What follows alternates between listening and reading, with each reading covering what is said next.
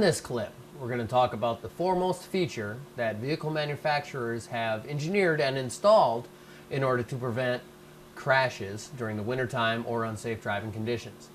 What we're going to talk about are your vehicle's anti-lock brakes.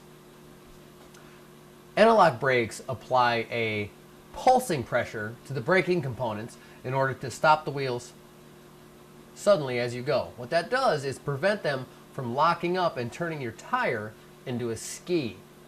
A ski is a ski for one certain reason. It doesn't have very much friction. You can hop on a set of skis and just go right down the mountain, and there's nothing you can do about it to stop if you had to.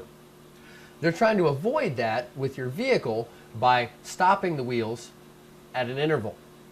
The system operates by pulsing hydraulic fluid through the anti-lock brake module using a computer and wheel speed sensors in order to stop.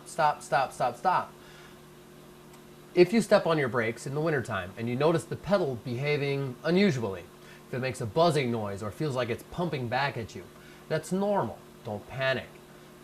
What is happening is the vehicle is noticing one of your wheels locking up. It pulses fluid to it to keep the vehicle rolling so it doesn't disturb the directional stability of the vehicle. If you drive something like mine, all it has is rear wheel anti-lock. What the anti-lock is doing is trying to keep the front from changing places with the back. What it'll do is avoid your vehicle being thrown into a very severe slide.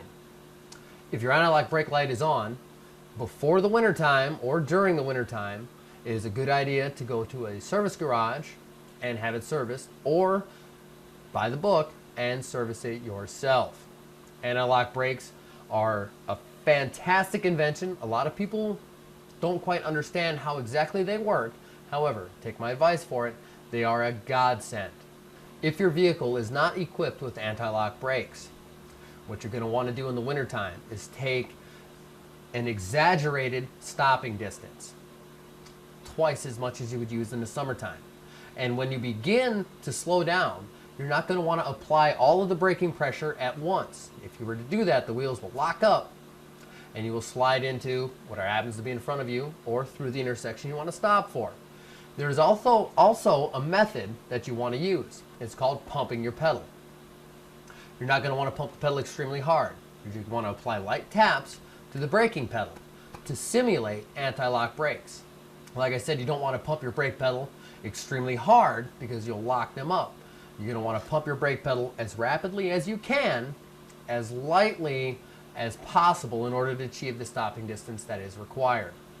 Another thing is, if you drive a stick shift vehicle, what you're going to want to do is use what they call engine braking. Anybody that drives a stick shift can tell you that if you're slowing down and you go from, say, 5th gear to 4th gear, let your foot off the clutch, vroom, the engine will slow down. You notice your RPMs will spike. What that does is use the mechanics of the engine through the drivetrain to slow the vehicle down. You're going to want to downshift more and more progressively in the wintertime than you do in the summertime. Those are a couple tips and hints for you for proper braking and the methodology that the manufacturers use that your anti-lock brakes operate on.